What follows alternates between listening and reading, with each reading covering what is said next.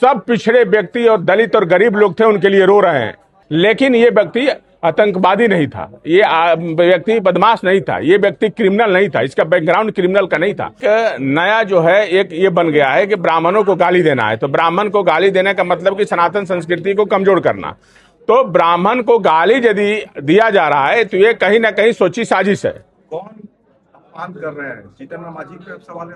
देखिए, हम किसी व्यक्ति का नाम नहीं लेंगे, लेकिन लेकिन नाम नेता के साथ साथ तमाम तरह के लोग भी ले रहे हैं, जिनको कोई नहीं जानता है वो भी ब्राह्मण को गाली दे रहा है। अच्छा, भरत तिवारी इनकाउंटर मामले में आपके विश्वामित्र सेना क्या करेगी, क्या रणनीति? देखिए, महासभा भी वहाँ होने वाली। विश्वामित्र सेना जो है, जब भरत तिवारी की जब गोली मारा गया तो सबसे पहला विरोध करने वाले विश्वामित्र सेना थे। हम मानवता की समरसता की बात करते हैं, हम सबको लेके चलते हैं। भरत तिवारी एक ब्राह्मण नहीं थे, ब्राह्मण के साथ साथ वो समाज के हर व्यक्ति से उनका जुड़ाव था। आप जाइए जवैनिया गांव में, सब पिछड़े व्यक्ति और दलित और गरीब लोग थे, उनके लिए रो रहे हैं। इतना व्यथित होकर आपको मन व्यथित हो जाएगा वहां जाइएगा तो। ये भरत तिवारी है। भरत तिवारी का इतिहास कभी भी क्रिमिनल और गुंडा का नहीं रहा है। भरत तिवारी का इतिहास समाजसेवी का रहा है, इसीलिए पूरा देश और दुनिया से लोग वहां जुट रहे हैं। आज हजारों की संख्या में लोग वहां जा रहे हैं।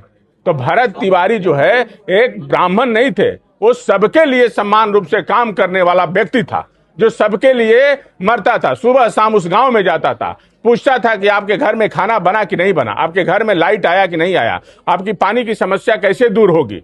वो लड़ता था, इसलिए वो जो है व्यक्ति बारिश का और बाढ़ के समय में सबसे जो नीचे उन लोगों को जो विस्थापित किया गया है, पानी भर जाता था, उसको मांग करता था, उसको भर के उसको ऊंचा किया जाए, समतल किया जाए, कि वहां पानी की स्थिति फिर पैदा ना हो, फिर इस तरह की दुखद घड़ी ना आए। क्या लड़ाई लड़ी जाएगी? विश्वामित्र सेना, सरकार ने न्यायिक जांच का आदेश दे दिया है, तो सरकार पे हम लोग भरोसा रखते हैं। सरकार न्यायिक जांच का आदेश दे दिया और सरकार के लिए ये बहुत बड़ी उपलब्धि होगी कि ये जितने दोषी हैं इनको तुरंत कार्रवाई किया जाए। ये देश में एक नया मैसेज आएगा कि एकदम जिस तरह से न्याय के साथ जो है इनका अपना भरत तिवारी का जो है न्याय के साथ उनका न्याय हो। जीतन राम मांझी कह रहे हैं कि जो पिस्टल दिखाएगा वो तो मारा जाएगा ना, पुलिस तो कार्रवाई करेगी ना, पुलिस हाथ में चूड़ी थोड़ा पहनेगी। नहीं, एक जाति ने कहा कि उसके लिए इतना हंगामा क्यों, दलित मरते हैं तो कोई बात नहीं।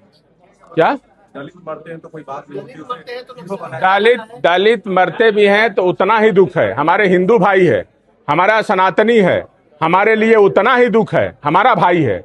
यदि उस तरह की उसकी घटना होती है तो ये दुखद है। इसको सरकार को संज्ञान में लेके उसको एकदम जांच करना चाहिए और कड़ी से कड़ी जो दोषी है उसमें सजा देनी चाहिए।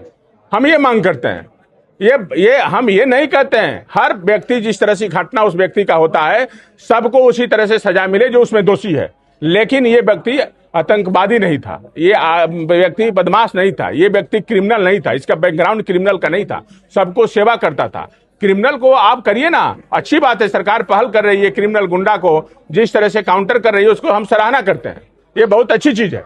लेकिन जो आदमी समाज सेवी के रूप में काम कर रहा है तो यदि वो विक्षिप्त भी है तो आप उसको पकड़िए, उसको सजा दीजिए, जेल में डाल दीजिए।